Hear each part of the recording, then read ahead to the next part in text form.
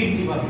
Right first time আমরা বুঝি আর এটি হচ্ছে আমরা একসাথে কোনো ওয়ার্কার ছাড়া একসাথে যে গার্মেন্টসটা পাস হয় এটা বলে রাইট ফার্স্ট টাইম। হ্যাঁ, তাহলে আমাদের কি হবে, যদি আমরা নিজের পয়েন্ট থেকে সমস্যার সমাধান করতে পারি তাহলে অবশ্যই আমাদের ডিএইচও কমে যাবে। আউটপুটে যে আমরা কিছু ইনপুট করি কোয়ালিটি আছে তাহলে ডিএইচও বা অল্টার আসবে না, অল্টার না আসলে অটোমেটিক্যালি ডিএইচও কমে যাবে না, তাহলে আমাদের ডিএইচও কমে যাবে, রাইট ফার্স্ট টাইম বৃদ্ধি পাবে। মানে কি ডিএইচও না হলে তো রাইট ফার্স্ট টাইম বাড়ে অটো নাকি।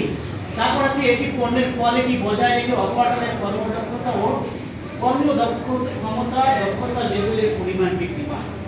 যদি আমরা নিজের পয়েন্টে গিয়ে অপারেটরকে ধরে এবং সমস্যা সমাধান করি তাহলে কি অপারেটর আমরা সাথে সাথে শিখে গেলাম, অপারেটরের দক্ষতা বৃদ্ধি পাবে, পণ্যের কোয়ালিটি পরিষ্কার ভালো হবে নাকি, তাহলে বৃদ্ধি পায়।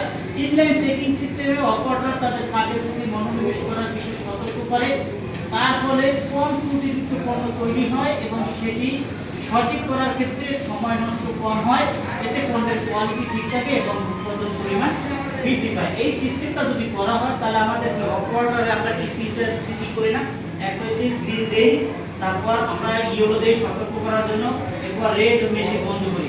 যদি একটা মেশিন আমরা বন্ধ করি তাহলে অপারেটর